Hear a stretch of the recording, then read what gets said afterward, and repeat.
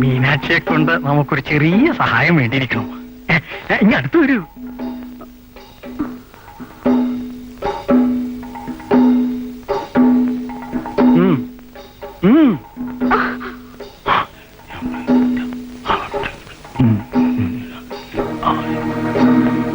പൊന്നുടേനെ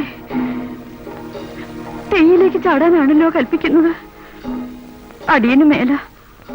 കുമാരൻ തമ്പി അങ്ങനിപ്പോ മഹാമാന്ത്രികനാ. ദുഷിച്ച കണ്ണുകൊണ്ട് അദ്ദേഹത്തെ നോക്കിയ കൃഷ്ണപ്പരുന്ന് വന്ന് പൊട്ടിപ്പറിച്ചത് തന്നെ. കുന്തം ഒരു ചുക്കും സംഭവിക്കില്ല. നോം പറഞ്ഞത് കേട്ടാൽ നിനക്ക് രക്ഷയുണ്ട്.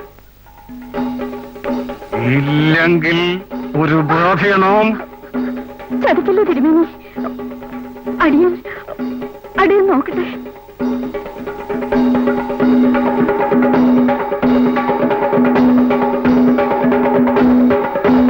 എന്താ മീനാക്ഷമ്മേ? പട്ടേരിക്ക് വേണമെന്നാണോ? അതെ, പട്ടേരിക്ക് വേണം.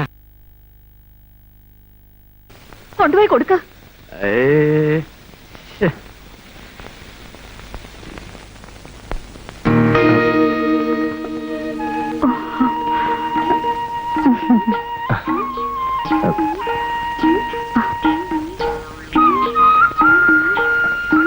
തമ്പിയൊന്നും പേടിക്കണ്ട.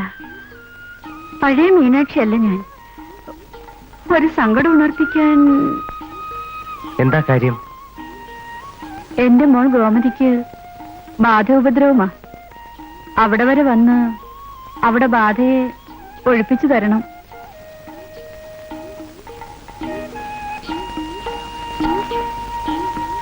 പണ്ട് ഈ മീനാക്ഷി പിഴയായിരുന്നു. എന്റെ തമ്പിയങ്ങുന്ന മന്ത്രവാദിയായ പിന്നെ മീനാക്ഷി പതിവൃതിയായിട്ടാ കഴിയുന്നത്. ദുർവിചാരം ഉണ്ടാകുമ്പോ കമന്നു കിടന്നുകൊണ്ട് നാമം ജപിക്കും. ശരി.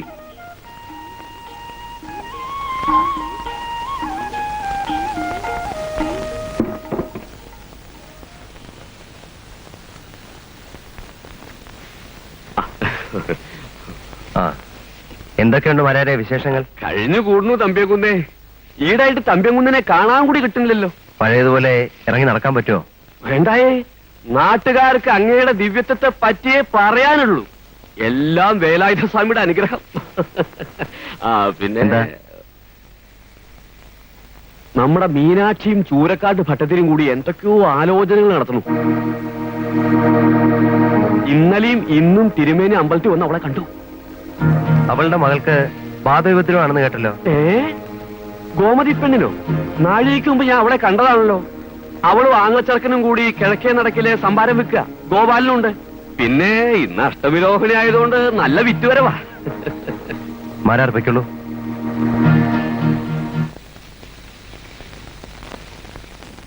മഹാമായി, ദുഷ്കർമ്മിയായ ഭട്ടതിരിയുടെ പരീക്ഷണം എനിക്ക് കാട്ടിത്തരണമേ.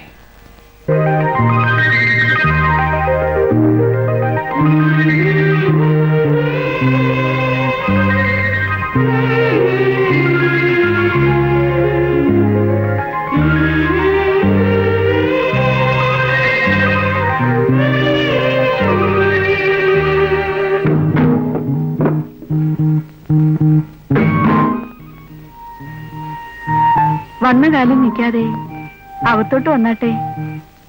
ഞാൻ എത്ര നേരമായി അങ്ങനെ കാത്തിരിക്കുക.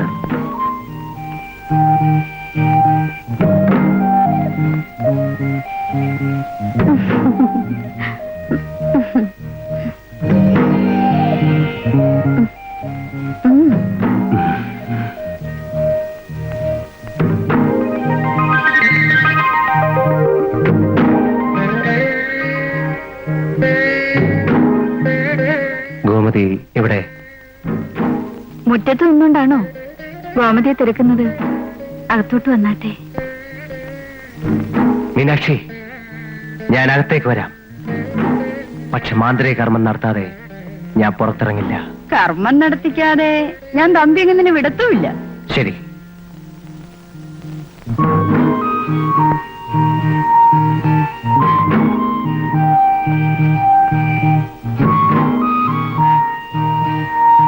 വിളക്ക് വേണ്ടേ? എന്നോട് പൊറുക്കണം. ബാധോപദ്രവം ഗോമതിക്കല്ല, അവിടുത്തെ മീനാക്ഷിക്ക.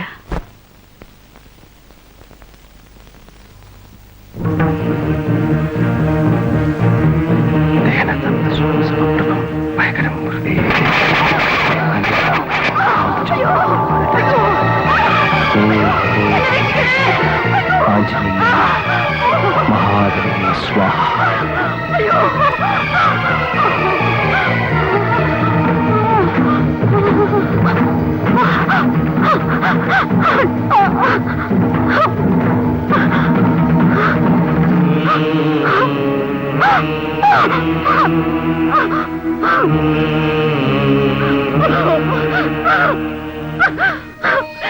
ഈ പാവിയോട് പൊറുക്കണേ.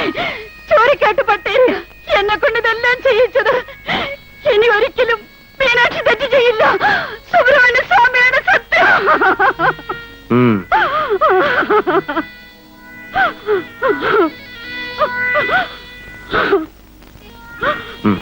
എഴുന്നേൽക്കൂ.